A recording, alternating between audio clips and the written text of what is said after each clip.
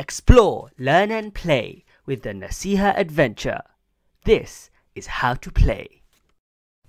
So what's inside the box?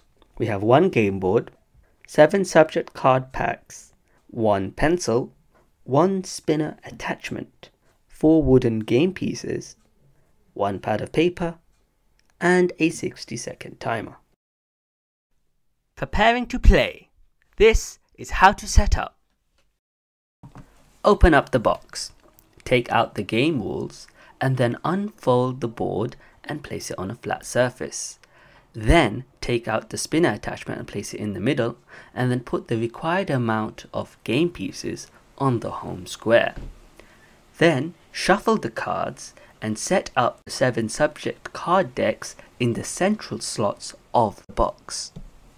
Players must then divide into teams of 2 or more. The more players per team, the better.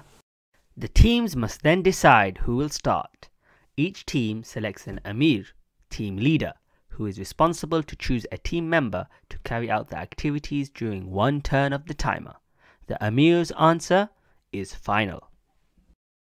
The game objective. What's the end goal? The game objective is to be the first team to return home from their adventure. A team moves around the board by successfully completing the activities shown on the cards.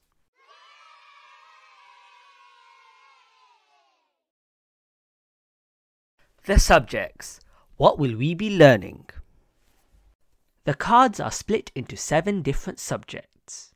Fiqh, the theory of Islamic law. Ahadith, the saying and teachings of the Prophet Muhammad sallallahu alaihi wasallam. Seerah, the life of the Prophet Muhammad sallallahu alaihi wasallam. Tarikh, Islamic history. Aqaid, Islamic faith and beliefs. Akhlaq, Islamic manners and virtues. Adab, Islamic etiquette and morals. The subjects are displayed on the spinner in the middle of the board. Before each team starts their turn, the team must spin the spinner to choose their subject. The person chosen by the Amir for this turn will then pick a card from that subject. The opposing team turns the timer as soon as you pick up the card. Complete the activity shown as quick as possible.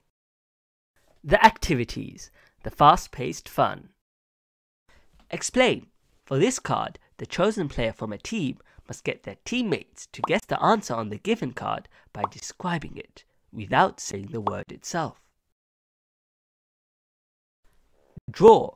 For this card, the chosen player from a team must get their teammates to guess the answer on the given card by drawing on paper, without talking, gesturing, or writing letters. Act. For this card, the chosen player from a team must get their teammates to guess the answer on the card by acting it out silently. Solve. For this card, the playing team must rearrange the muddled up letters on the card to find the correct word, without writing anything down. Quiz. For this card, the playing team must correctly answer the question written on the given card. Translate. For this card, the playing team must say the correct meaning of the Arabic word on the card. True or false? For this card, the playing team must decide if the sentence on the card is true or false. Answers are upside down on the reverse of the cards. Explain, draw and act do not have answers on the back.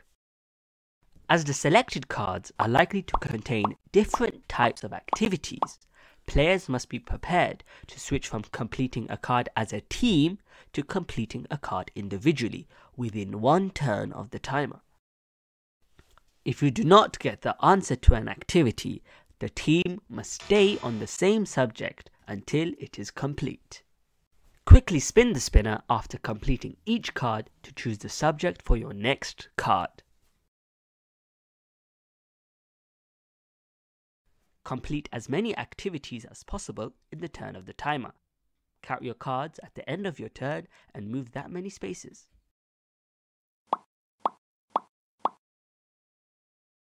If a player wants to pass a card, then a maximum of 3 passes are allowed in one turn. If a player has passed 3 times, they must complete the card they have. If that card requires the whole team to state an answer and the team answers incorrectly, this is considered as the team's 4th pass and the team's turn ends. If the team is unsuccessful in gaining any cards, then they must remain in their position on the board and pass the play on to the next team. Here are the landmarks, the places you'll go.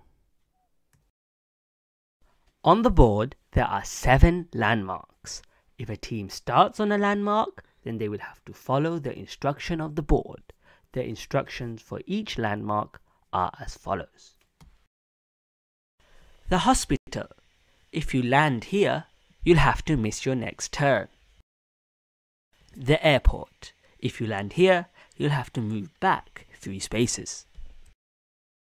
Al-Quds. Get 2 turns of the timer for your next turn. The Kaaba. If you land here, move forward 3 spaces. Al-Masjid al-Nabawi. If you land here, you get to pick any subject to start your next turn. The mountains. If your team lands here, you get to double the spaces you move to get there. The ship. If you land here, your team misses 2 turns. Landmark cards. What will you pick up? In a turn, you may pick up a landmark card. These will move your team to a landmark somewhere on the board. Some landmarks can move you forward across the board. Once a landmark card has been picked, it will not be reused for the rest of the game. Some landmark cards will move you back across the board. Once such a card is picked, the team must end their turn and move to the landmark. Not all subjects have a landmark card. And that's how you play the Nasihah adventure. Buy now at www.thenasihahadventure.com.